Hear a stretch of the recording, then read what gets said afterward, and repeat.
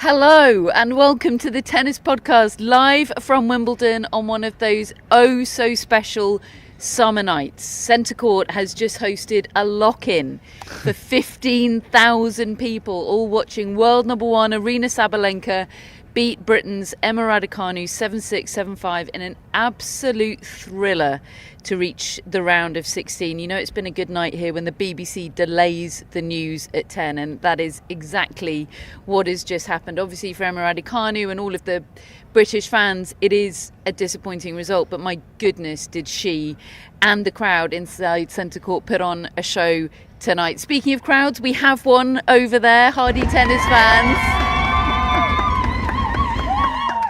I think that's better than the crowd Emma Raducanu got. Love that. Thank you. To be fair, the crowd that Emma Raducanu had didn't have bins to bang on. No, we appreciate the efforts with the bin banging. I'm Catherine Whittaker. Alongside me, David Law, Matt Roberts. We've got the champagne out tonight as an annual tradition to celebrate my niece Nina's birthday and, of course, the birthday of Pamela Howard-Shriver. All the best people are born during Wimbledon. So cheers to them and cheers to tennis.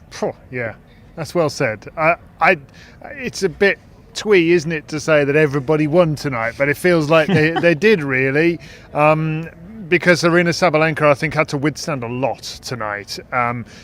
She had her first big home crowd to deal with since all of the kerfuffle with Coco Gauff, and it would have been very easy to have kind of lost her mind and lost her composure, and she didn't. She kept it, and yet she was pushed all the way by Emma Raducanu playing that sort of tennis that we kind of all fell in love with 4 years ago when she had a run at Wimbledon. Then she had the incredible US Open title win, and I knew she could hurt Sabalenka.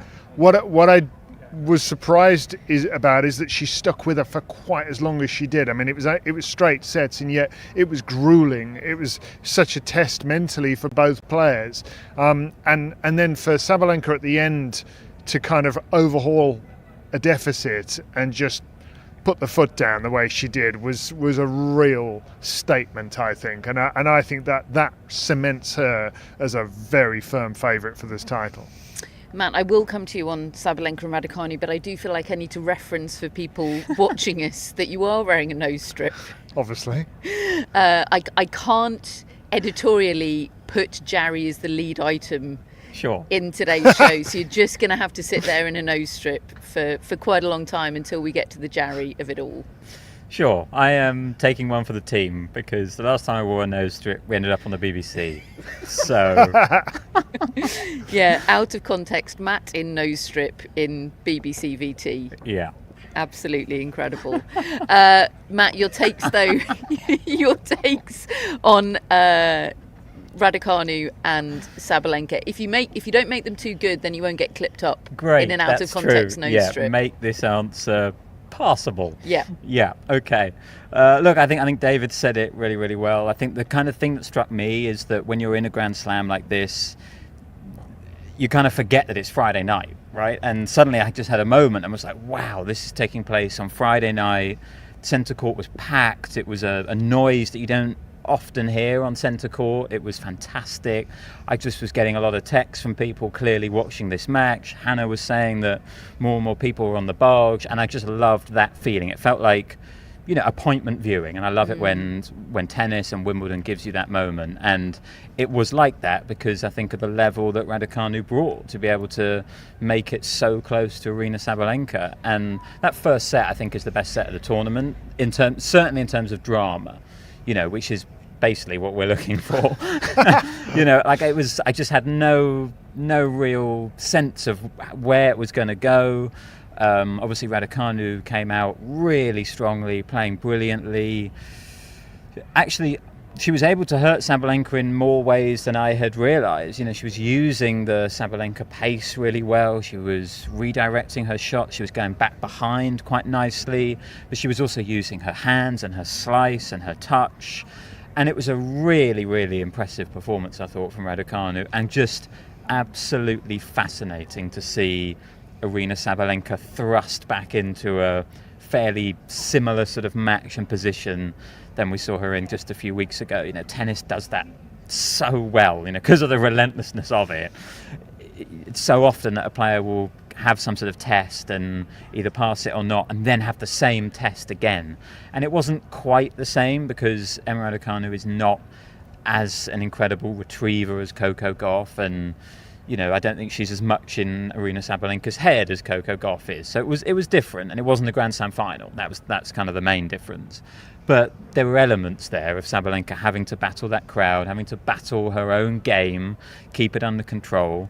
And I just loved seeing it. And the 4-5 game, Raducanu serving as Sabalenka had set point after set point after set point, I think 7 in total.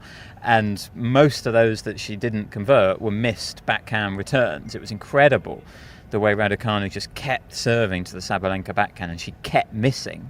And then eventually Raducanu holds, and then she breaks, and suddenly the crowd is up. She's leading 6-5. It looks like she's going to take the first set, and that was the moment that Sabalenka just knuckled down, played a brilliant game to get it into a tie break. And Sabalenka was mostly ahead during the tie break, but suddenly Raducanu got a set point, and Sabalenka hit a drop shot winner. After so much power tennis.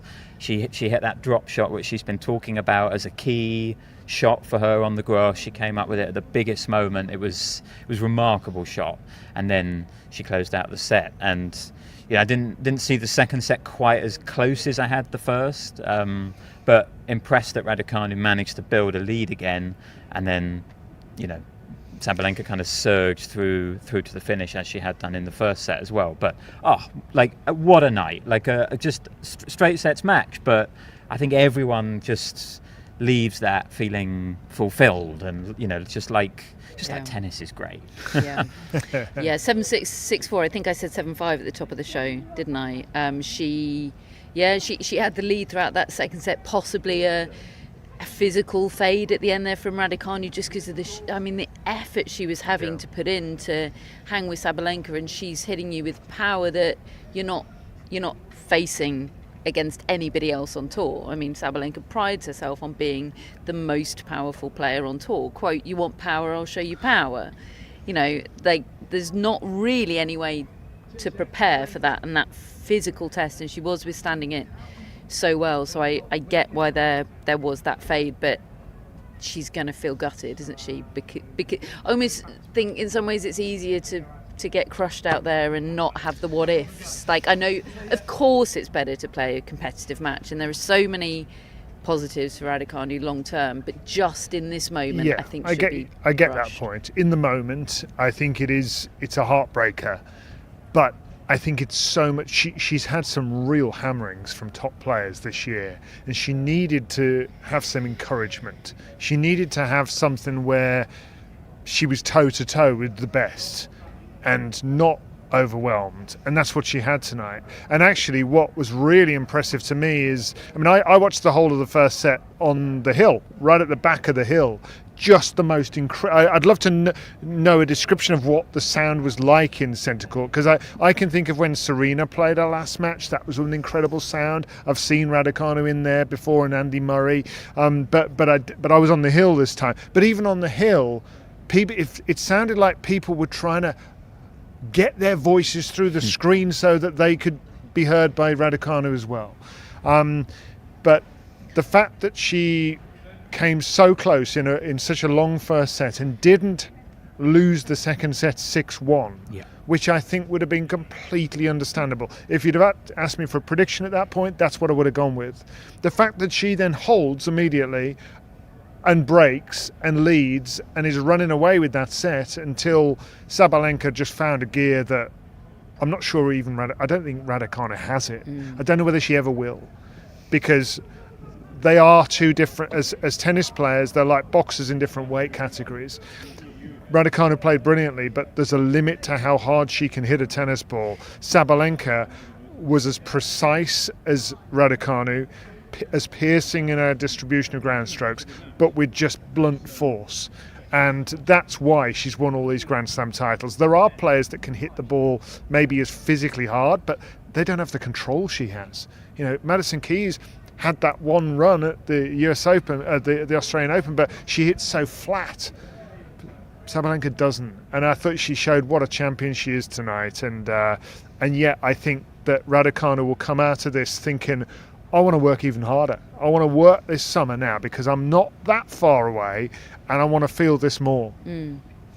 I do feel like, look, she's never going to be, nor should she try to be, an Aryna Sabalenka in terms of power. She has attributes that Aryna Sabalenka doesn't have in terms of her dexterity and her fleet of foot around the court. But if she could just add an extra 10% of power, that's doable, to her ground strokes, just to hang with it a bit more. Like, do you both feel that's doable? I feel like that could make the difference with the step up. Yeah, look, I would struggle to comment on how doable that is, because I would have thought that she's been trying to do that. It seems a fairly obvious gap in her game, certainly when she comes up against the very, very best players.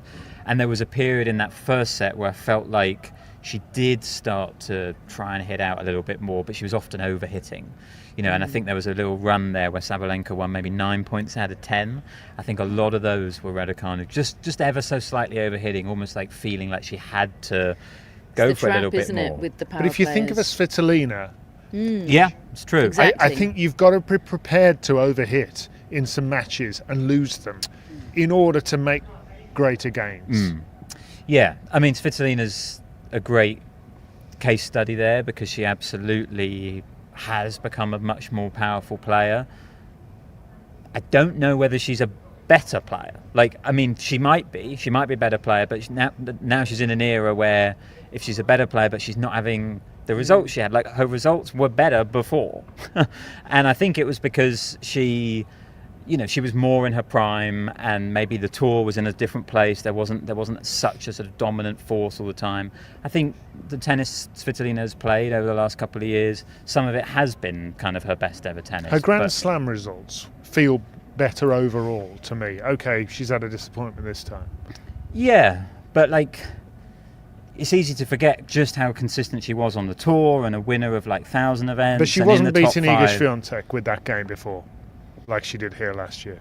Yeah, but I just think, it was a couple of years ago, wasn't it, that she beat Swiatek here? 2 years ago, yeah. Swiatek on the grass, to me, that's not like a sort of top 1 or 2 win in the world. I still think there's a ceiling, even to Svitolina.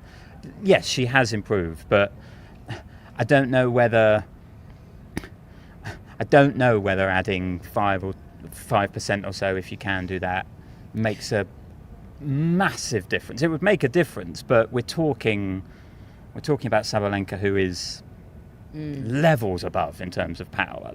She's at levels above most people, to be fair. She's astonishing the way You've got to she beat hits her that ball. differently, I suppose you're saying. I think Work on the so. net game. Yeah, perhaps. That would be there's a greater gain to be made there with her style of play.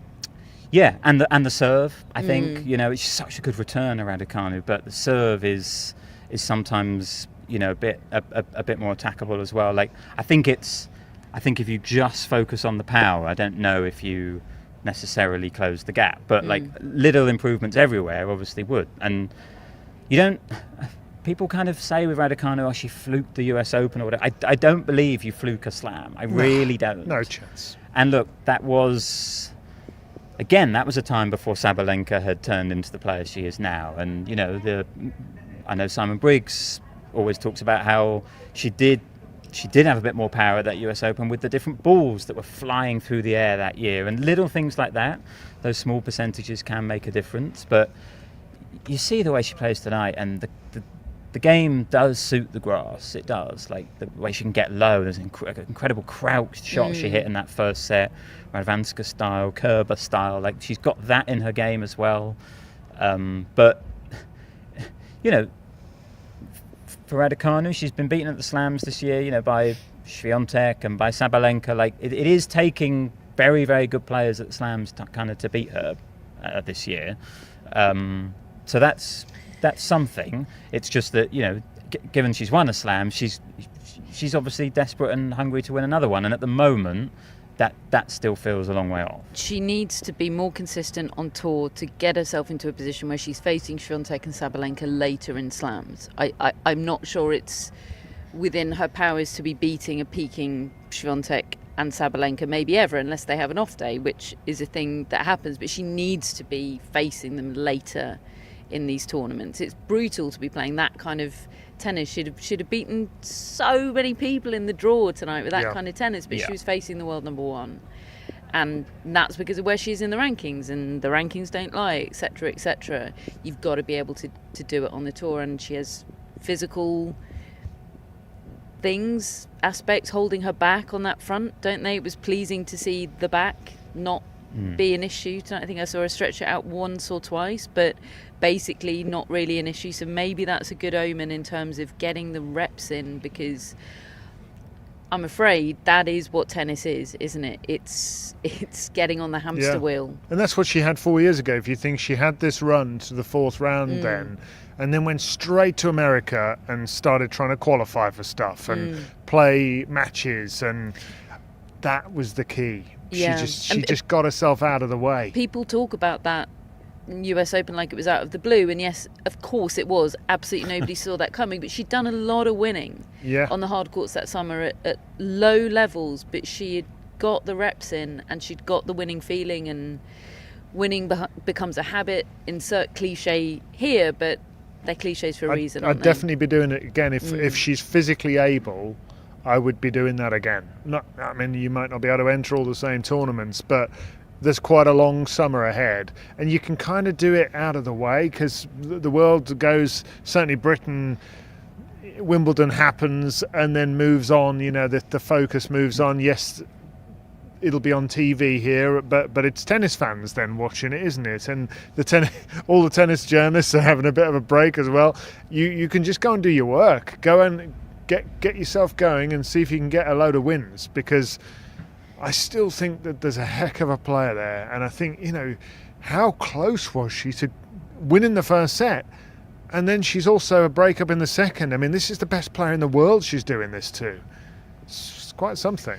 I did think Sabalenka, though, was so impressive tonight, because she had a horrible time. Like, zero fun was had by Aryna Sabalenka out there. The eye rolls were epic. It was like her eyes were just on a wheel. It was a constant rotation. They were just in constant roll. And I'd forgotten how loud a centre court crowd could be, and not just the volume. I'd forgotten how eggy a centre court crowd can be. In with the roof on, yes, where it's all hot housed. Like, that was tough for Sabalenka, and of course the French Open final was coming back to her, and the first thing she said in her on-court interview with Annabelle Croft was, Emma's fantastic, she's going to be a top 10 player, generosity, generosity, generosity. Don't do what you did last time. Yeah, and I'd be doing the same in her shoes. But she had a horrible time tonight. She hated it. She absolutely hated it, and there were moments in that match where she looked like she wanted to get on a plane home, and we have seen her not quite check out of matches, and certainly not at Grand Slams, but I think of the Mira Andreeva final at Indian Wells. Sometimes you do just get a vibe with that of Sabalenka where it's like, not this. And there were one or two moments where I thought, is she entering that zone where she wants to head back to Mykonos? Who can blame her? But no, she just kept wading through the mud of it all, and she is made of strong stuff, isn't she? It was a bit Djokovic-like in some ways. It was. Just take it and then give it back and then some, and come out on top. I mean, endless respect for that. Is she winning the title? I struggle to see who's stopping her. Matt's probably got something to say to that. Laura Siegemund? Look, I mean, she was the favourite, I think, for this title before the tournament. And she's only one of the top 6 seeds left, right? And we're, about halfway through the tournament? Not quite. So I still think she's the favourite. I think there are sort of matchups and opponents who can trouble her, and I think you can't underestimate that she's not won this title before, and true. That there will be stress, I think, for the remainder of this tournament for Sabalenka, but I am backing her. I do think this is her time.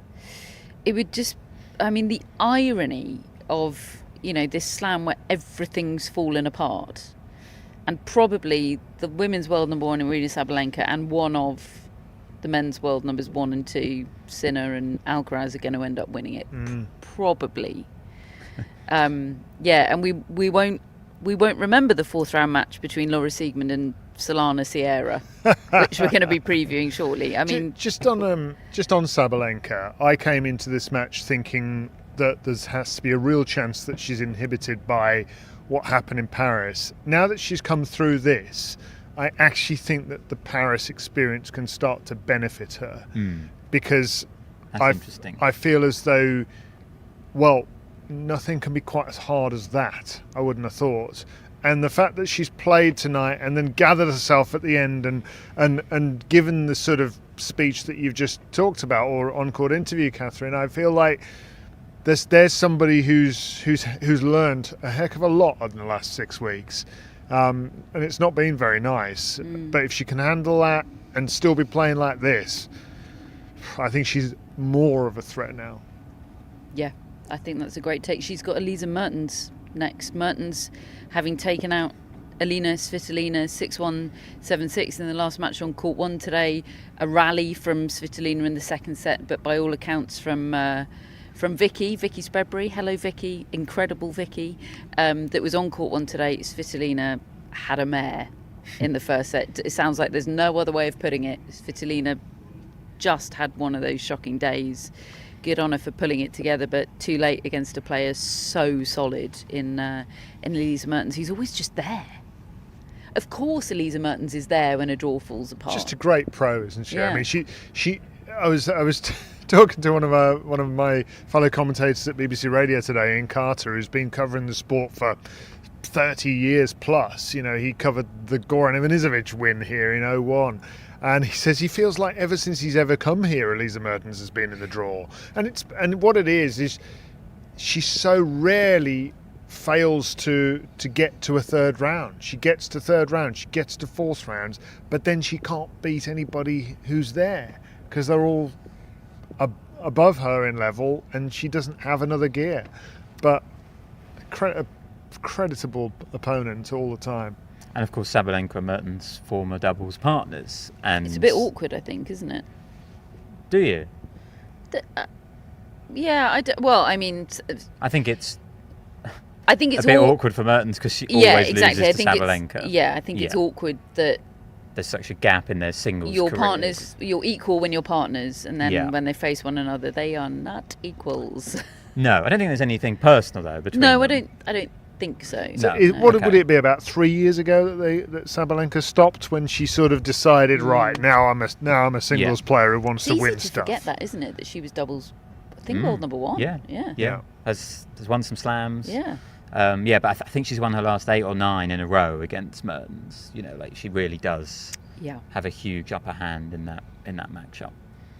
Okay, let's get on to the big upset of the day. Not yet. The grounds will be closing in around 15 minutes. Please make your way to the exit gates and make sure you take all your belongings with you. We hope you've enjoyed your day here at Wimbledon and wish you a pleasant and safe journey home. Thank you. You did good there, because cameraman Matthew was trying to put you He was. Yeah. Yeah. That was like in Mario Kart when someone's throwing the banana in your path. You did very well. I know how Sabalenka feels when the crowd's against him. Right. I can put it off no longer. We must talk about Laura Siegemund. Hooray! That was a stay of execution, but here we are. She was awesome today. 3-3, taking out Madison Keys. I've put in all caps in the agenda. We should have seen this coming. Well, I think you did, didn't you? When we talked about it the other day, I got the sense that you thought, okay, Madison Keys is about to have a terrible time. Yeah. Look, I didn't pick the result, but I'm always picking Laura Siegemund to be an absolute nightmare, and particularly for players like Madison Keys. Yeah. This was like Keys versus Tatiana Maria at Queen's, except with edge and egginess. It was like Tatiana Maria in terms of game, but with the extra pop of power. But Yulia Putin-Seva in terms of in-your-faceness. Like an absolute nightmare. Yeah. We were prepared for a 37-year-old German with a sort of tricky grass court game to have a moment at Wimbledon this year, but forgot that Siegemund could be that player herself. And I never forgot, man. I did. I don't think about Siegemund coming into a Grand Slam draw, No. and then suddenly she's there, and it's like, oh my God, Siegemund. And like, don't mean to alarm anyone, but Keys keeps losing to eventual champions. Like, she lost to Goff at Roland Garros, to Maria at Queen's, to Vondrousova in Berlin, and Maria and Vondrousova also players with variety and who like a slice and a drop shot and can mess you up on the grass. And Keys has now kind of fallen victim to 3 of them in a row during this grass court season.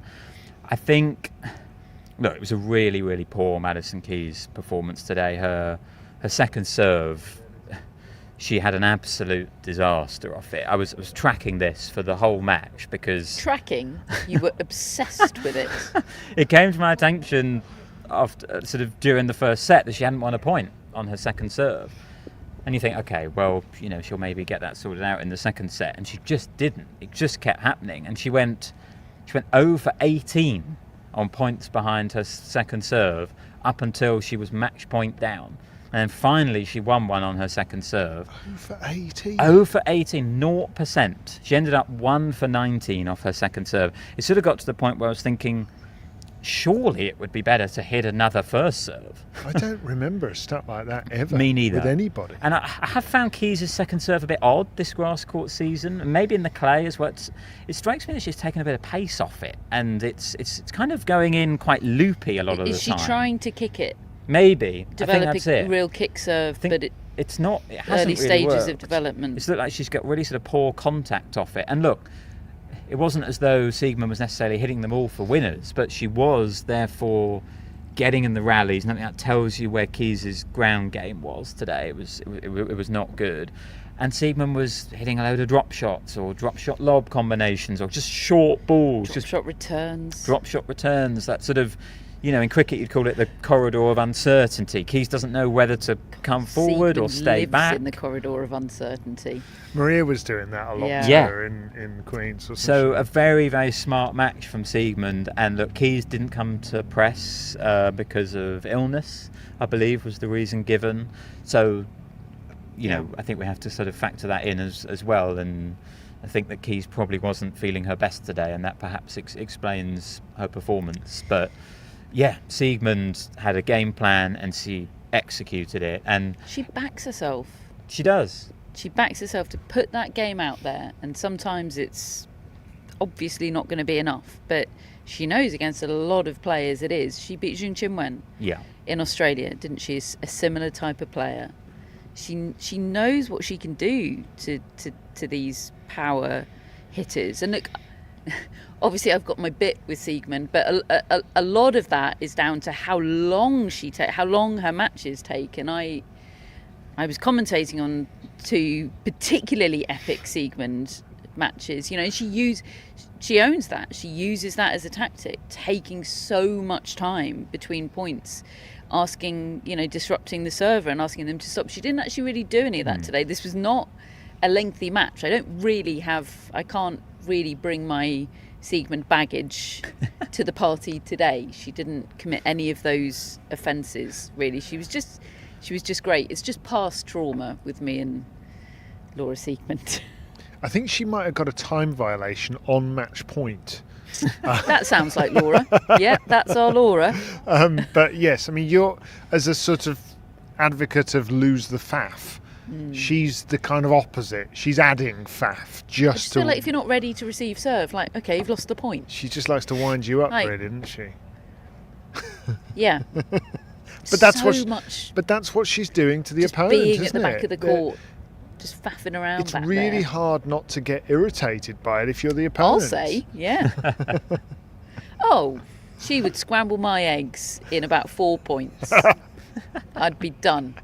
I think Madison sure Keys it'd take did an 4. incredible job out there today, losing, 6-3, 6-3. Well done, Madison, and well done, Hannah, for coming up with this incredible turn of phrase for Laura Siegemund, the unapologetically villainous face of grass court devilry.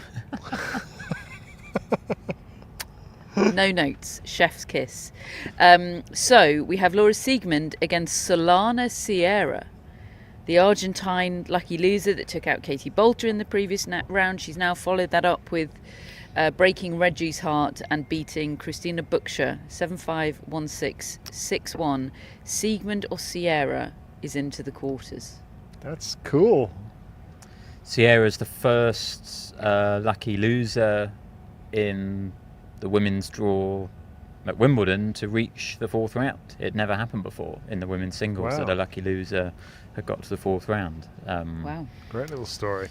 Yeah, and look, you'd probably make Siegemund the favourite there because of her experience and see previous discussion. But if you're Sierra, I think you're signing for Siegemund to reach the quarterfinals so, of a slam. yeah. I think both of them are signing for these situations. Yeah. Wild. I mean, Laura Siegemund, incidentally, she's been around a long time. She's 37. This is only her second time into the second week of a slam. And the one previous time was her run to the quarterfinals at the French Open in COVID year, like COVID French Open. I'm not discounting COVID French Open as not valid in the record books, but it comes with a certain caveat, doesn't it? A certain amount of caveat. Like, this is so huge for Laura Siegemund. Yeah, I remember commentating on her for BT Sport more than 10 years ago, and I think she's in the best form of her life. She used to be. I always remember sitting down and one of my co-commentators saying, "Oh, she's a bit of a nightmare. She's going to be tough to deal with for this It wasn't me. opponent." No, it wasn't Catherine this time. More latterly. But you know, since then she's just been this occasional opponent for people. And then she had that match against Coco Gauff when the year that Gauff won the US Open, wasn't it? But she pushed her all the way, and since then she's just been putting building blocks down all the time, and she's the ultimate maximizer. I mean, she's an absolute pain in the backside if you're an opponent of hers, but she's not just that now. She's got clear ambition that this game can take you through a draw, and now she's beaten a big name, and suddenly she's playing somebody who, if you'd have offered her that at the start of the tournament, she'd have snapped your hand off. Regardless of what we may think of it, I guarantee Laura Siegemund thinks she can win this title. That's who she is. Like, she knows she can beat the big players, the big hitters. She'll feel like she can beat anybody. She knows she's not the favourite, but she will feel like she can. Absolutely. That's our Laura. Right, Matt, we have arrived at Amanda Anisimova o'clock. It's really difficult to know what was Matt's favourite moment of the day. It's starting to feel like the Matt Roberts Slam, Wimbledon 2025. It's all coming up Matt Roberts. Nicholas Jarry to follow, but you get to wear the nose strip for the Amanda Anisimova section, uniting your two faves. She beat Dalma Galfi today, 6-3, 5-7, 6-3. You were out there, obviously, for every point of this. What time did you get there? I got in this morning so early that I heard the fire alarm rehearsal. Well, you got a great spot on court. I was there for most of this match. David was in and out. I know you went to check on Naomi Osaka, David, but between us, we all watched a lot of this. Or I kind of tried to watch a lot of it, but I was very distracted by watching Matt Roberts watch this, because I feel like Amanda, she put you through it today. She went through it. Yeah, it was stressful. Normally coming out of an Amanda Anisimova match, I obviously remember the backhands. I will remember the sort of primal screams today. Like, she was stressed a lot of the time, and there were hints of it. I talked about it after her second round win over Zarazua, where I thought she was a bit on the edge in that one, even though that was a much more comfortable win. And this one, even more so.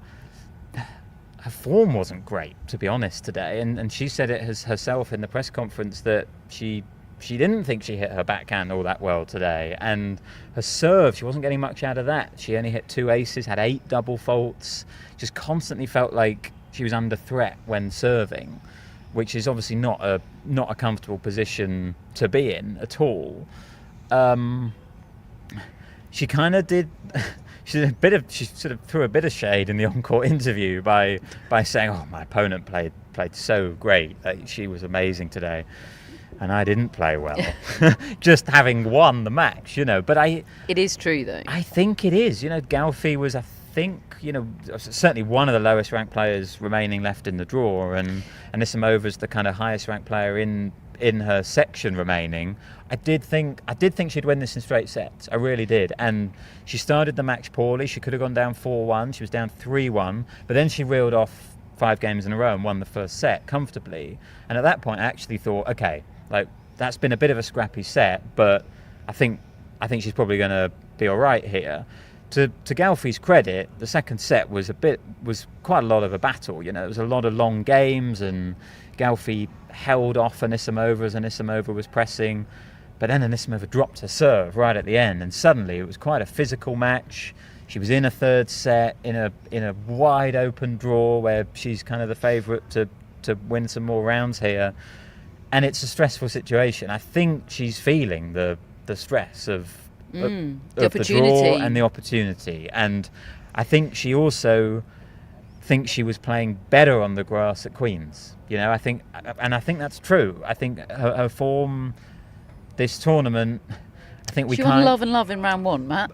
Yes, but I think we have to factor in how Putintseva was feeling in that match. And look, Anisimova did play great, but there was the sort of threat that came to Putintseva from a member of the crowd, and I'm just not sure we can read too much into it from an Anisimova point of view. The last 2 rounds, the good bits have obviously been great. Like, there are so many magnificent moments, and when she is striking the ball well, it's great. And actually, I think she's hitting her forehand really well, which is encouraging, because that's obviously the wing that isn't as devastating as the backhand. And I think she'll find the backhand at some point. It just needs to happen. Get a move on. Needs to happen now, because she's suddenly. I know the draws open up, but Noskova in the next round is tough, and I think she's going to have to play better than she has done so far to get past her. She's going to need her serve, and she's going to need her backhand, which is obviously her best shot, but she hasn't quite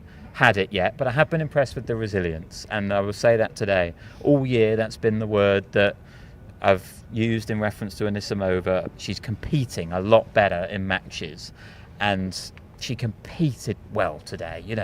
She was stressed at times, sure, tennis is very, very stressful, but she stuck to it and battled through. And so did you, Matt. I saw. Yeah. I saw your struggle. Yeah. So I'm getting excited. Okay, but do you feel, as somebody that's been really, really confident in your semi-final prediction ever since the draw, she dodged the Putintseva bullet, and how do you feel any less confident in it given her performance today, or do you feel more confident given she's winning on her bad days? Because nobody wins a slam playing brilliantly for 7 matches. I would feel more confident if her form was better. Okay. I'm a little bit rocked. less. I'm a little bit rocked. Is it because of Noskova in the next round? Well, it's not going to get easy. It's not easy. I generally feel like Anisimova, when she comes up against other hitters, just back Anisimova's game. Like she beat Towson at the French Open, for example. She can almost use them against them. That's how she had such a great record against Sabalenka early on. She would just time the ball back. And it didn't matter how hard they hit it. If it hit her sweet spot, they were going to be in more trouble than she was. Yeah. You think she'll beat Noskova? I do. Yeah, because I think the form today, she won't. But I don't think we'll get that form against Noskova. As long as she's fit enough, fully fit, I think she will play better against Noskova because of those reasons. I think she's a more complete player. An under-the-radar check, though.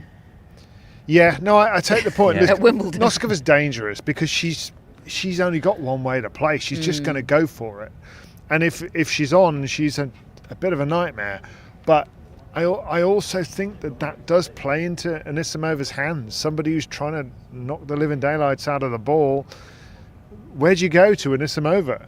She can hurt you both sides. Yeah. And there's not that many players you can say that about. And actually there was quite a lot of moments today where, again, like with Zarazua, the success that Gaufi was having was with moments of like surprising touch or drop shot, or there's a few moments where suddenly Anisimova was left completely flat-footed because Gaufi had conjured something up, and I'm not sure we're going to get a lot of that from Noskova. It is going to be hitting, and I think that will favour Anisimova, as David says.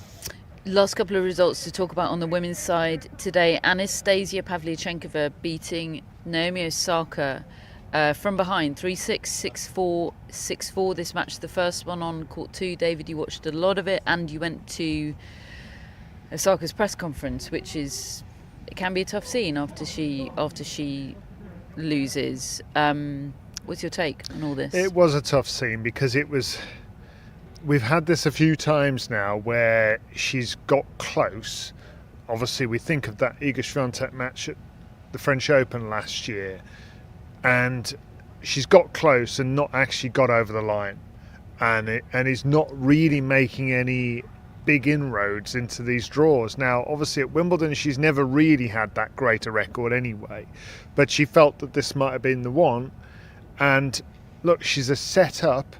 She gets back to, when I got there, she was sort of a breakdown, but she got it back. She's at 4-all in the second set. She's at 15-40 on Pavlyuchenkova's serve. Now, Pavlyuchenkova at that point basically didn't give her a ball. She couldn't get a racket on the ball because Pavlyuchenkova just played out lights out tennis to hold on to a serve there. But even then, there was, after Pavlyuchenkova had won that second set, you and I, Catherine, were walking back to the media centre talking about, do you remember when Osaka used to go on those surges? And by the time we got back to the media centre, she found herself 3-love down, and it was Pavlyuchenkova surging. And I think Osaka had a bit of a hangover from that set, and it's dispiriting because she's being very vocal after points won. She's really screaming come on to herself and trying to have positive body language, and there are moments where she gets disappointment and she's sort of, you feel her hurt and her worry, and then she tries to gather herself and get back, and then she managed to get back to 3-all in that set, and I thought, crikey, she could do this, and she was so close really to she had several chances. I did think Pavlyuchenkova was excellent though today, and reminded everybody of what a good player she is. But ultimately, the fact is that Osaka once again didn't get the result, and I think each one of them is mounting up and causing a problem for next time. She really needs it to happen soon, I think, on hard court, not so that she doesn't just lose all the hope, really. She said a year ago when she went to the hard courts of America, because she's won the US Open and the Australian Open, and she's won the US Open twice now, because of that, in her mind, that's her big chance. And she said it was making her tense. She was getting anxious because it's supposed to happen now. I'm on my surface now, and it's not happening. So it's quite a mental dilemma, really, because she's doing the right things, I think, to get herself, logically speaking, in the right mindset. But there's a lot of doubt in there as well. And she did really well in the press conference to kind of get through it, and I have a lot of respect for her putting herself out there like that, because she doesn't need to be doing this. She's She wants to. She's got competitive desire inside her. She wants this to be a thing that she overcomes, and I guess it's hanging in the balance really right now.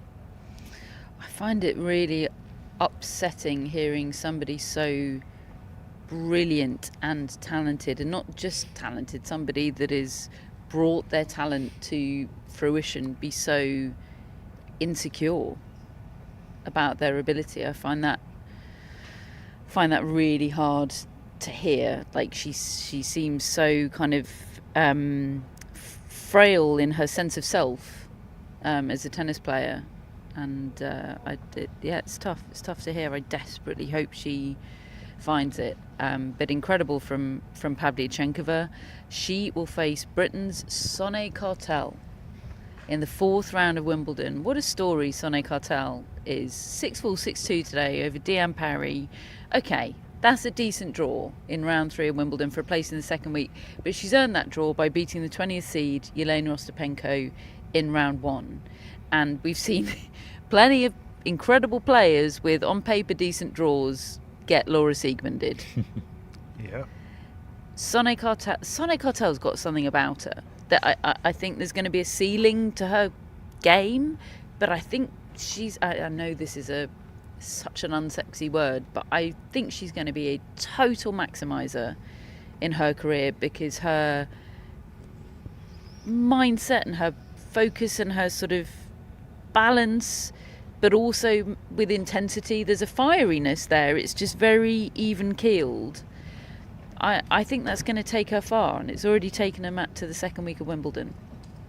Yeah, and she started slowly today. Like, I was a bit worried it might be a bit awkward, because she really was nervous at the start, and she said in her on-court interview, didn't she, that she's got a lot of people here. She's got a lot of people watching her here, and that's kind of maybe, well, certainly not something that she's used to. And she said, I didn't want to let them down. And then, so for her to turn that match around in a short space of time, only best of 3, you don't have a lot of time if you start poorly to get it back on track. But she did, and she absolutely raced through this match, really. 9 games in a row, I think she won through the middle portion of the match, ended up winning 11 of the last 13, I think. And she does have game. She she's one of those players who, like, when you first watch her, the first thing you see is that service motion, and you can think, oh, that's not what top players look like serving. It's giving club player, isn't it? But she makes it work. Yeah, she gets a lot out of it. It's a steady serve. She gets it. It's effective for her. And then from the ground, she's super solid. She doesn't miss a lot. Her forehand is effective. It's a good weapon, certainly up to a point. It's not Aryna Sabalenka's forehand, but it's a good forehand for the tour, absolutely. And yeah, she sort of draws people in, I think, particularly these sort of British crowds. I think they're really going with her, and I've really enjoyed watching her. She could have gone out in the first round against Ostapenko. She was being sort of thrown around in that first set, and yet she managed to recover and win that match. And yeah, I'm pleased, because I think we sort of saw this a little bit last year. When she got to I think the 3rd round here last year, 2nd or 3rd round, she played Goff. And she kind of impressed for the start of that match, and then Goff took over. There was definitely a part of that match you were kind of impressed with the level, and she's just built gradually. She's ranked a lot higher than I had kind of realised. She's a very, very solid tour player now. She's built that career in the space of a year, and now we're getting to she's having a bit of a sort of breakout moment at a slam, which I think's great. I love the kit she's wearing. Me too. Really like the Adidas kit. And it's been a bit tough for the Adidas kit. A lot of players have gone out. Yeah. Yeah. Yeah, Sonay's carrying them. Yeah. Yeah. So which is what that kit deserves. Yeah, I think it's sort great. Of vintage, baggy fit. Yeah. Tennis kits have been done dirty recently. Yeah. Adidas have put all their efforts into everything Wimbledon. Apart from the Nike rugby shirt, which Matt is channeling tonight, and I think doing a great job. Everything apart from that has been a tough scene, I think, for tennis kits. So well done, Adidas. Yeah. I really like Please their keep range. it up. Tennis Yeah. deserves better than what it's been getting. And she seems very comfortable in that kit Yes. as well, which is great. Yeah. Okay, on to the men's matches today. Still a bit of a wait for Jarry. Jarry's not leading. Yeah. Oh no. Just sit tight in your nose strip for a Who's few leading minutes. ahead of Jarry? Some bloke Alcaraz. You're going to have to do some mediocre Alcaraz takes in your nose strip so they don't get clipped up. Sure. He's had a nose strip era.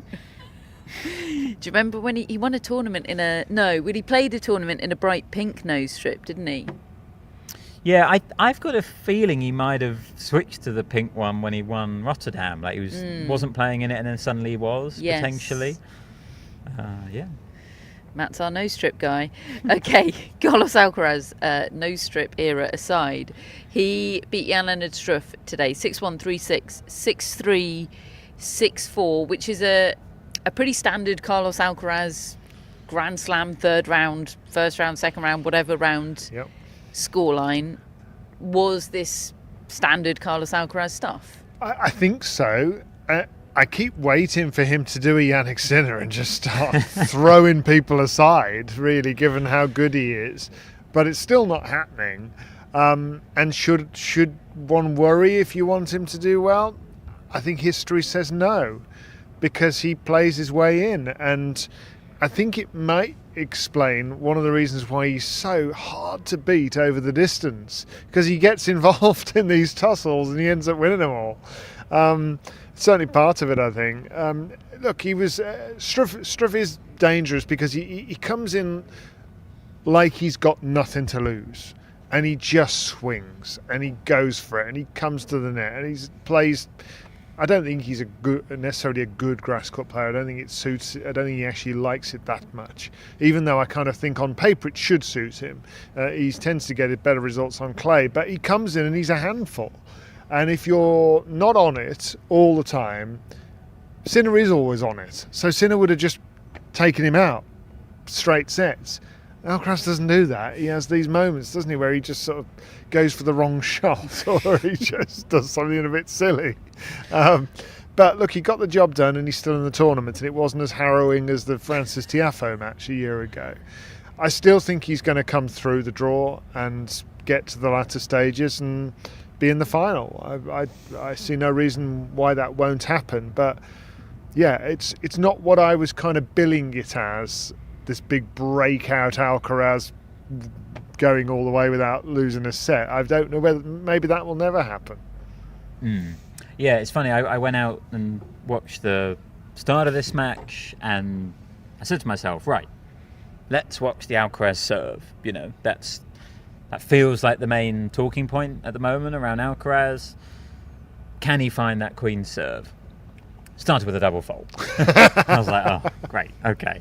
And actually, in that first set, Struff was terrible, like really poor, and Alcaraz won it 6-1. And I left centre court thinking, actually, I do think this is going to be the day when Alcaraz wins this straightforwardly, because I just didn't think Struff was going to mount that much of a challenge, to be quite honest.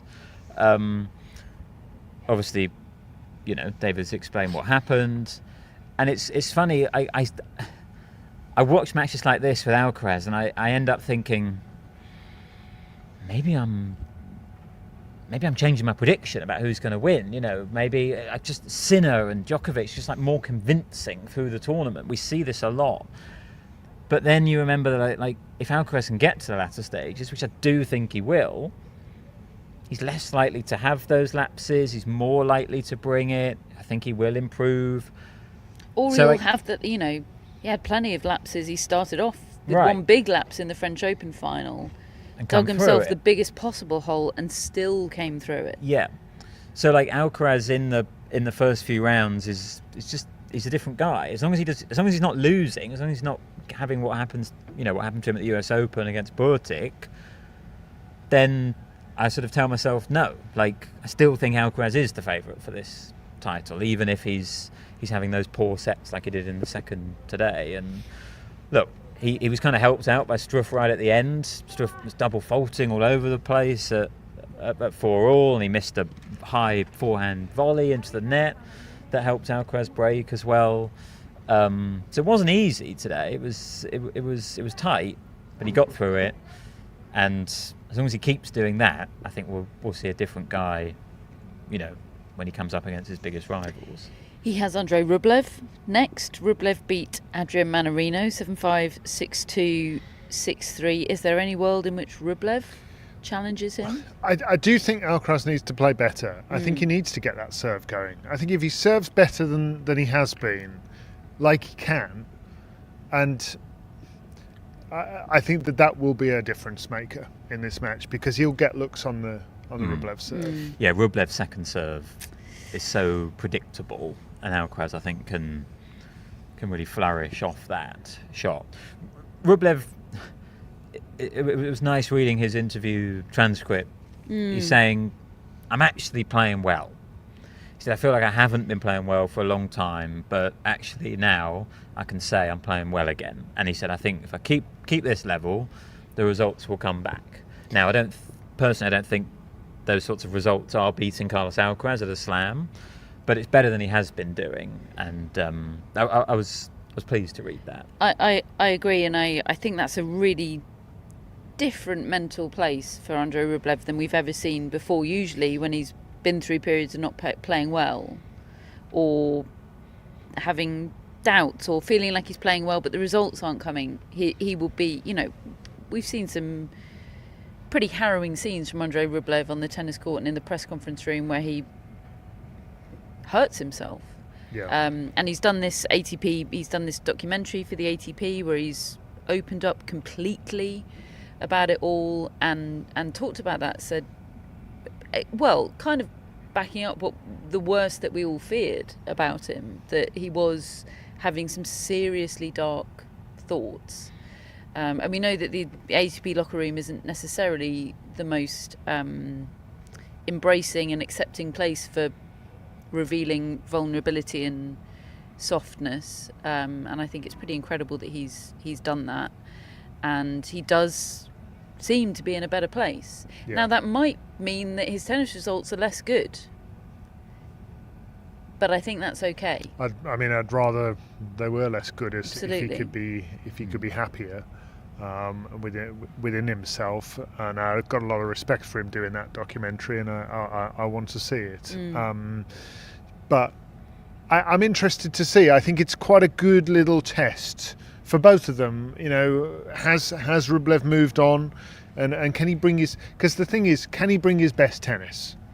That's there's a limit to how good it can be, because I don't think he has a higher level than whatever that is, and whereas Alcaraz does several levels.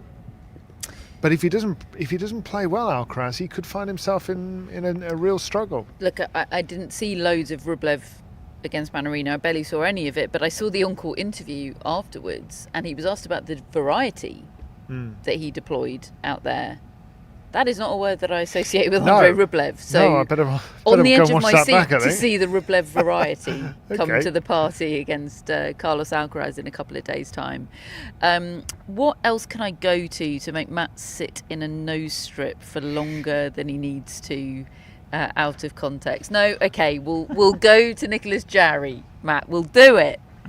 Nicholas Jarry won the Battle of South America. He beat João Fonseca 6-3, 6-4, 3-6, 7-6. He is on a 6-match winning streak, and that is why Matt Roberts sits here tonight in a Breathe Right nasal strip. Matthew's so pleased with himself, zooming in right now. No one forced this bit on you, Matt. No, but that's why commitment to a bit, it pays off eventually. Love it. What is there to say? Well, lots. He was brilliant today. Really did play well against Fonseca. Took a 2-sets-to-love lead, and actually was just stopping Fonseca from doing the things he likes to be able to do. He rushed Fonseca repeatedly with his big serve and his big ground strokes, made life really uncomfortable for him. And it was interesting, wasn't it? It was out on court 2, which is obviously fully ticketed court, and it started in a very hot part of the day, and I think, well, Madison Keys had just lost, hadn't she? So a lot of the crowd probably wanted a bit of a break. And it was flat. It was flat in that first set, which is not something you ever say about a Fonseca match. And it's something, honestly, you rarely say about a Jarry match, because he's often got a lot of Chilean fans there as well. And yet, it was kind of like, where is everyone? You know, it was kind of the wrong atmosphere for the match. It was bizarre, that first set. I went to centre court for a Taylor Fritz misadventure because I needed a gone, because I got there and he just wraps up victory very, very quickly. I was like, I need to go and get eyes on Taylor Fritz in case he loses. But I needn't have bothered because, you know, he won the fourth set very quickly. By the time I went back to court 2, it had transformed. The place had absolutely changed. There was literally now 2 guys in front of me drinking mate, which, you know, the sort of South American drink. They were from Argentina. Kids were getting involved in the chants. I saw it happening, Matt, because I stayed when you left for Fritz, and there was one change of ends, and unfortunately for Fonseca, it was just after he'd dropped serve in the second set, so he's a set and a break down, and he's not playing out of his mind, cracking forehands that nobody on the planet can deal with, but he wasn't playing terribly. Jarry was excellent, absolutely excellent, but he had one loose service game, he's a set and a break down, and then the atmosphere changed in one change of ends. I saw the Brazilians coming in, and it's an entirely ticketed court 2, and what had happened was this was the third match on. Brazilians had started to get resale tickets, and some Chileans as well, and they came in. At first it was just a few, but they're loud, and there was one guy over to my left that took it upon himself to G up the ones that were there, and he picked them out in the crowd, and he was like, come on, there's only a few of us, let's do this, let's go. And every change of ends, more of them came in. You could feel the tide turning and the atmosphere building. It was incredible, but it was too late for Fonseca. He needed them earlier, and it still might not have been enough against Jarry today. He was really good. That match and that performance from Jarry reminded me a lot of what we saw yesterday between Cilic and Draper. Yeah, and Jarry reminded me of Cilic a lot. Honestly, Jarry in that fourth set, and I'm not just saying this. This is now not a bit. Was awesome, because Fonseca was asking a lot of questions. He was creating a lot of break points. If you're wondering, like, why are they always talking about Nicholas Jarry? Like, is he actually any good? Watch the 3-all and 4-all games with Jarry serving, because Fonseca's coming at him. I've realised he loves a target. He's really good at the passing shots. When Jarry was coming forward, so often Fonseca was picking him off.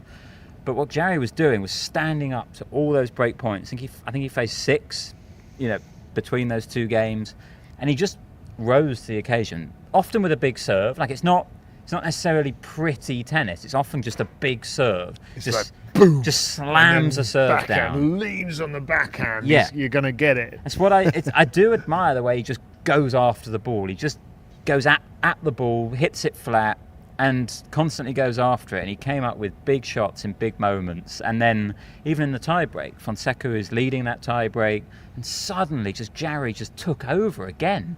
And I've kind of thought of Fonseca as a guy where, like, if he's on, there's nothing the opponent can do. And actually it was the opposite today.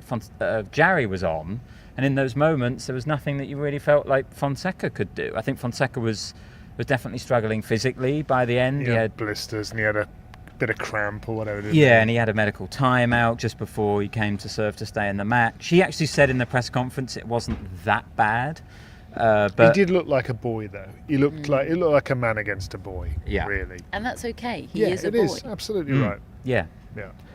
But you're right. Like, when Jarry is playing like that, there's a lot of Marin Cilic, and it's hard to stop when someone's just hitting the ball flat like that and just committing to going after the ball and coming up with big serves.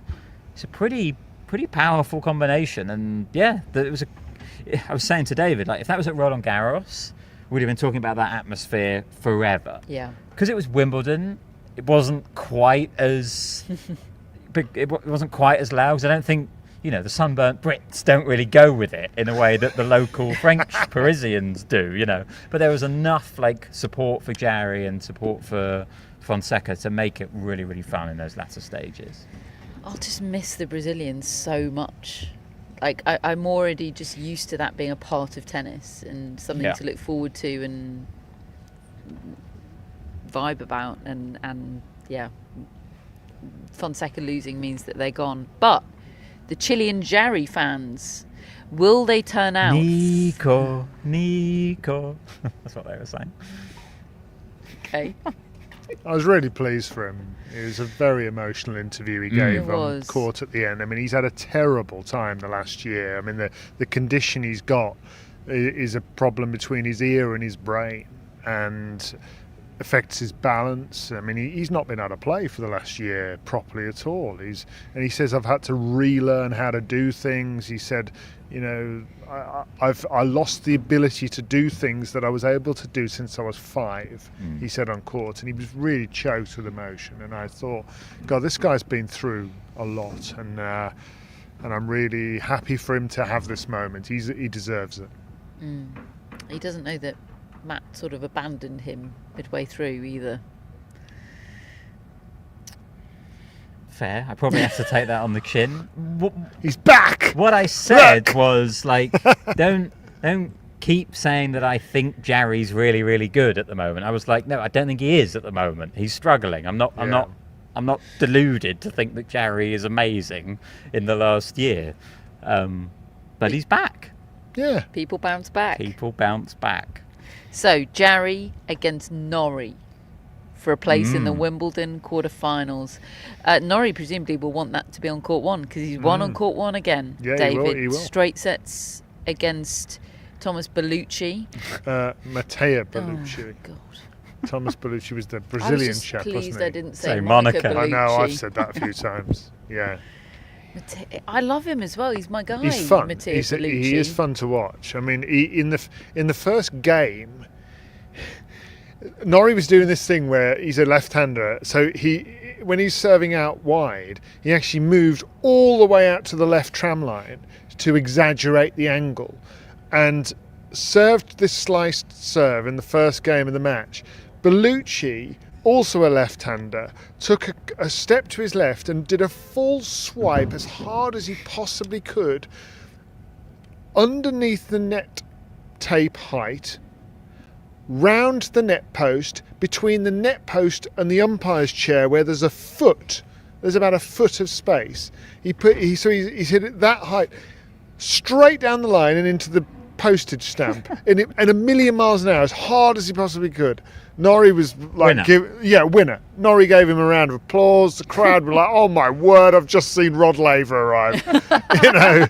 And honestly, his top level's up here, and then his other level is down here. I mean, he was hitting the back fence. He was shanking it all over the place.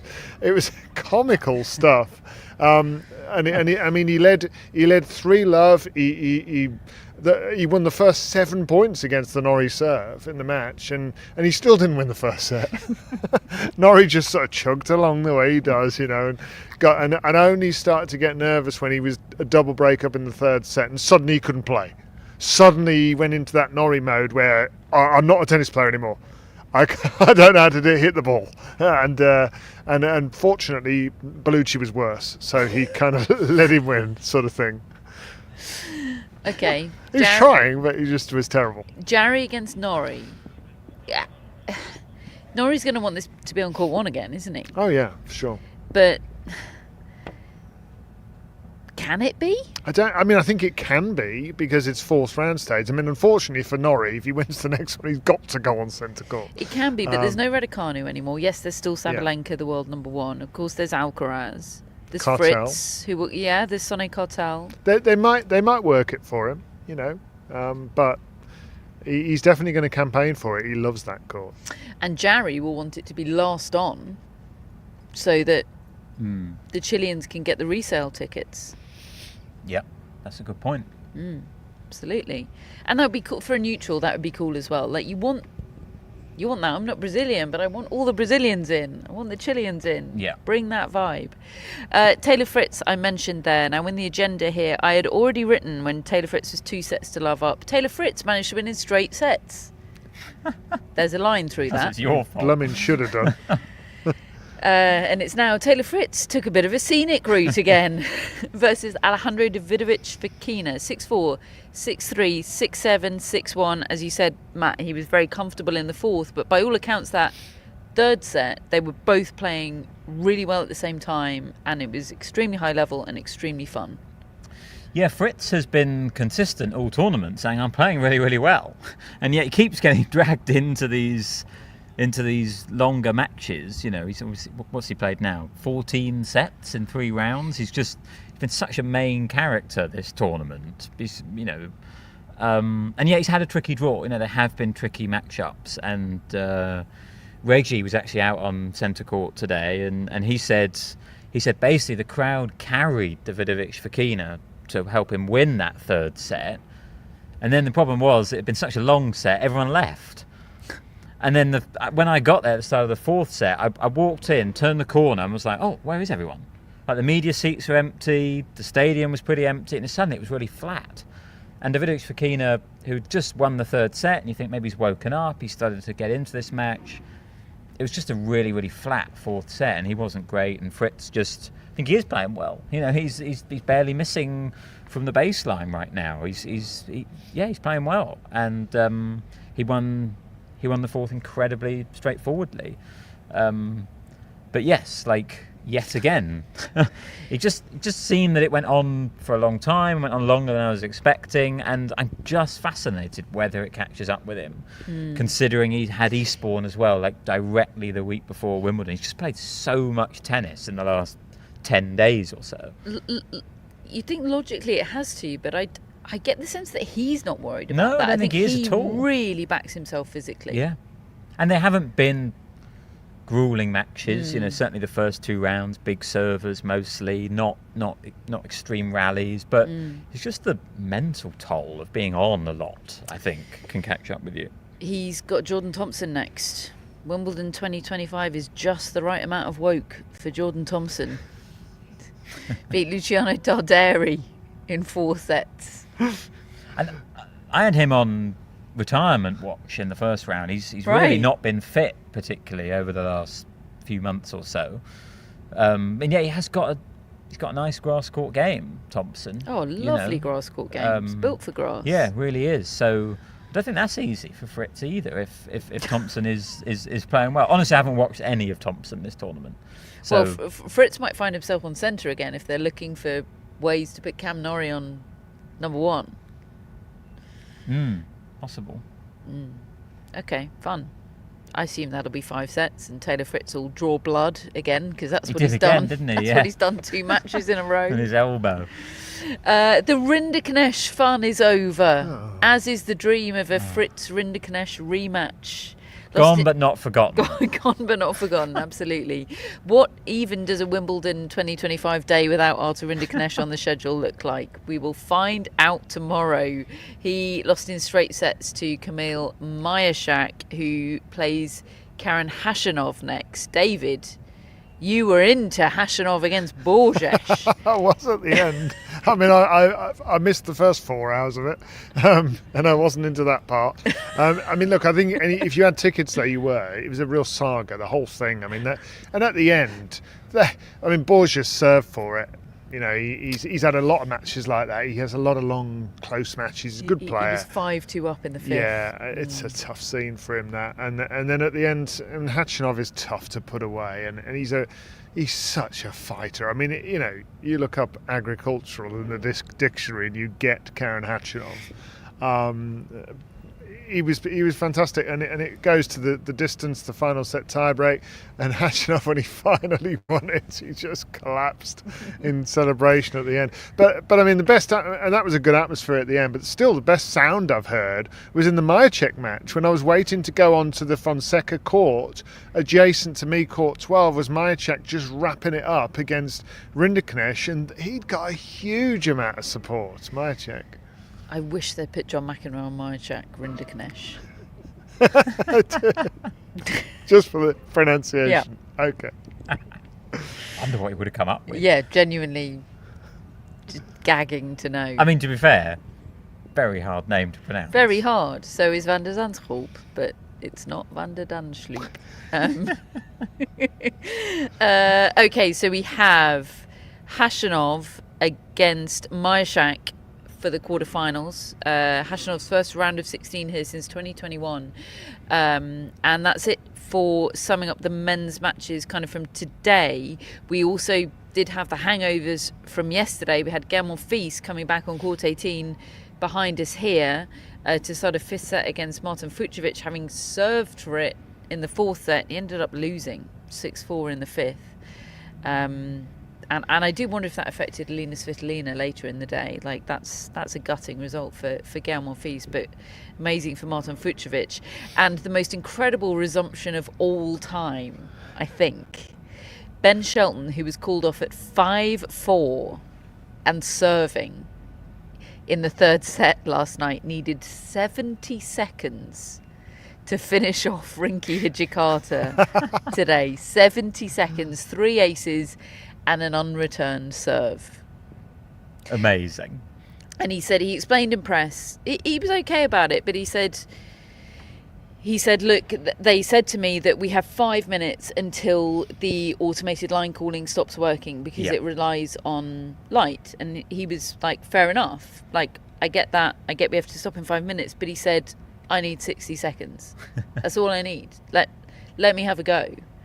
And they wouldn't give him that because, well, I guess they didn't trust that it would only take 60 seconds. I do think they should have let him have that service go. Yeah, turns out it took 70 seconds. But that was incredible, like how to prove a point by Ben Shelton. Yeah, perfect. Robert McNichol actually sent me that it was in 2012 there was a women's singles between Sara Errani and Coco Vandeweghe, which was abandoned for the day due to rain, with Errani leading 6-1, 5-3 and advantage. Of course it's Sara Errani. And the following afternoon, Vandeweghe double faulted. No. Epic. I'm fairly sure. Is that on YouTube? Hope so. I'm fairly sure. I mean, this was a tour event rather than a Grand Slam. That has killed Matthew, by the way. I'm fairly sure I've seen a match point which was interrupted mid-rally by an absolute deluge. Oh my God, this is incredible. Let's see if Robert McNichol has anything on the deluge. Robert, thank you for that incredible Irani-related stats. Right, tomorrow, what do we have for you tomorrow? Let me just load the order of play. Oh, talk about your nose strip, Matt, while I load the order of play. It's actually quite uncomfortable. I don't really know how they play tennis in these for 5 hours. What's it meant to be doing? I think enhancing my performance. I was looking for a description of how. You be the judge of that. Right, tomorrow's order of play, starting on centre court at 1:30 with Yannick Sinner against Pedro Martinez. It's a good draw, isn't it, for the second week of the Slam? On grass. Yeah. Yeah. It's a good draw. Not this, though. Second on, Iga Świątek against Danielle Collins. Yes, please. Oh, yes. Yeah. Third on, Mimir Kecmanovic against Novak Djokovic. Look, I think Kecmanovic is kind of an underrated player. A lot of times when I watch him, I'm like, why aren't you better? What a beautiful ball striker. Yeah. But I think that's tough. Yeah. Just the style of play and the dynamic and all that. Yeah, the dynamic. Yeah. The fellow Serbian dynamic is tough there. Court number 1 is definitely where Matt Roberts is going to be starting his day tomorrow. Mira Andreeva against Hailey Baptiste first up. I was just That is checking tasty. to see whether Baptiste won in doubles today. I accidentally googled She Hailey was Bieber and not Hailey Baptiste. She was facing Laura Siegemund. Yeah, and she lost. Yeah, because Laura Siegemund. Yeah, she's been Siegmunded. Yeah. Yeah. She was playing with Katie McNally, wasn't she? Yes, absolutely, yeah. On one of those outside courts en route to court 2, so I passed it a couple of times. Yeah, me too. Yeah. Been haunted by Laura Siegemund. I'm looking forward to that. Really looking Oh, forward me to that too. match. Yeah. I haven't actually been to court 1 yet this tournament. Tomorrow's the day. So tomorrow is the day. Second on court 1 tomorrow, Barbora Krejcikova against Emma Navarro. That could be a nice match. Yeah, really nice. And finally, Ben Shelton against Marton Fucsovics. Shelton, by the way, steps up at slams, doesn't he? Big time. It's interesting. He's had no form. We're talking about him coming in, and I was saying I don't know if he's going to get out of that section because his form's not good. But he's a big time guy. I was forgetting about how much he steps up at slams. And look, he's had matches that I expect him to win, but he's won them in a way that he hadn't been doing on tour. Yeah, I also loved that Trinity Rodman didn't show up today. It was like, this was my day off, Ben. You just do your 70 seconds. I'll be doing my thing. Number 2 court. David doesn't know what I'm talking about, does he? No. Who's that? Ben Shelton's girlfriend, who is a Olympic gold medalist. Oh, for yes. the United States women's national team. Right. Plays for the Washington Spirit. She'll be making her court 1 debut tomorrow, I would have thought. Number 2 court tomorrow, Lena Rybakina against Clara Tauson. Second on, August Holmgren against Alex de Minaur. Fun, yeah, fun. Tauson Rybakina, fun. Interesting, maybe not fun. Yeah, let's go with that. Yeah, okay. Number 3 court tomorrow, Kasatkina against Samsonova and Dimitrov against Offner. If he wins that tomorrow, we're going to start thinking silly things about Grigor, aren't we? I can feel it. Court 12, Kaboli against Menchik first up, and then Sonmez against Alexandrova. Hannah Klugman also in British juniors action. Court 18, behind us here, is where you find Belinda Bencic and Elisabetta Cocciaretto tomorrow, and Marin Cilic against Jaume Munar. From court 1 it was yesterday, wasn't it, to court 18. And that is, I think, your singles for tomorrow. There's a lot of doubles, there's a lot of juniors. I think that might be it. Yeah, there's a few more singles matches on first up, I think, tomorrow than there were today. It's a slightly different... Right, a slightly different schedule. I think maybe there's a bit of rain in the air tomorrow. I think. Okay. So that might be a factor. I've got some jackets that haven't had a run out yet. Oh. And I need to do some washing of my hot weather clothes. So there we are. The weather potentially doing us a favour tomorrow. Folks, we have our mascots. Hello to Phoebe. Hello to Maisie. Hello to Roger. I met Maisie's owner today, Tom. While I was taking a selfie with myself, as of course, and Laura Siegemund. He caught me taking a funny selfie with Laura Siegemund. Oh, I didn't know he was here. Fantastic. I was caught. Yes, his wife Christy was in centre court, and he was watching.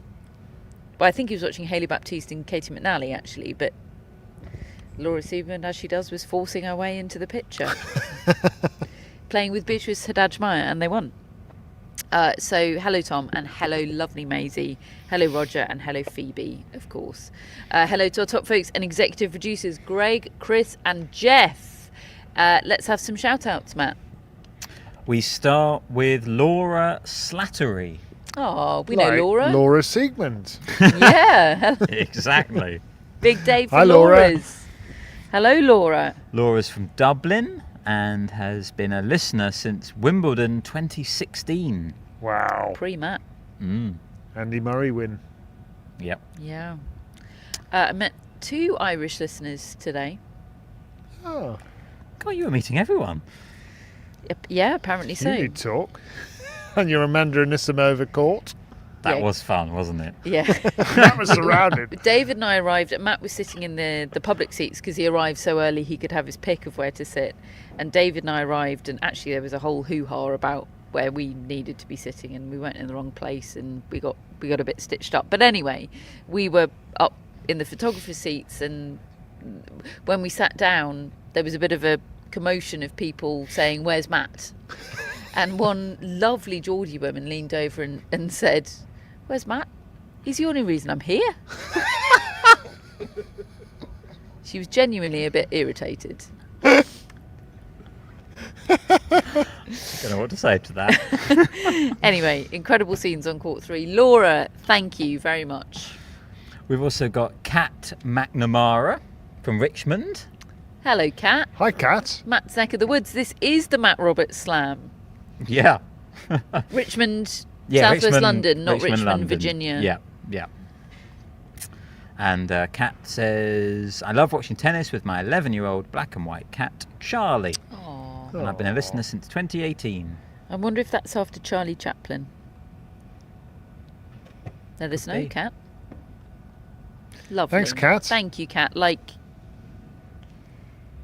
we've gone too soon with that. I was going to say Casey McNally, but that's Kat McNamara, like Peter McNamara. Exactly. very good.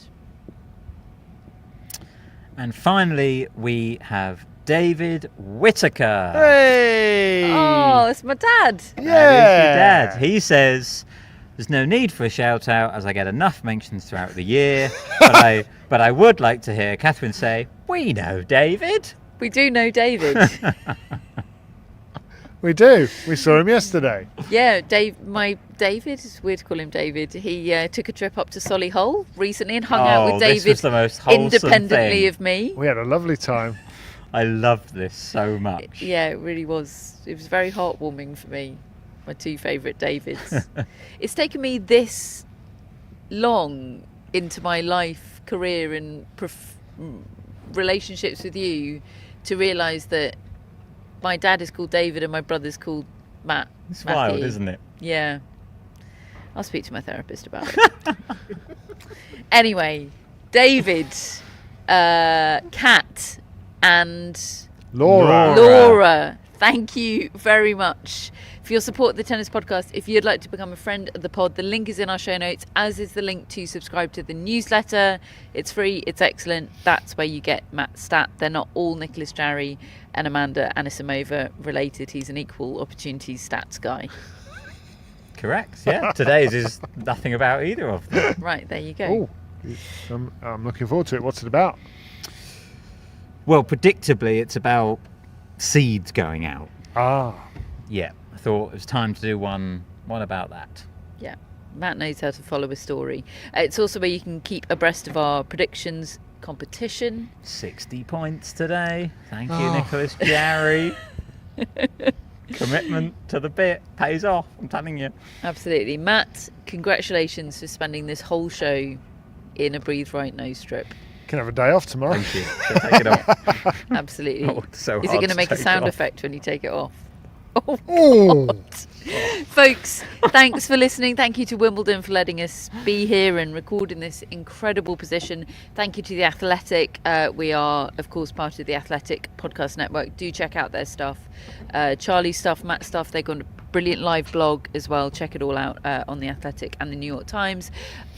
We will be back tomorrow, not before 9:30 or whenever play finishes. The best way to know when we'll be with you is to subscribe to the channel, because then you can get an alert when we are going live, or you can keep across our socials. We'll let you know there as well. We'll see you tomorrow. We're pumped.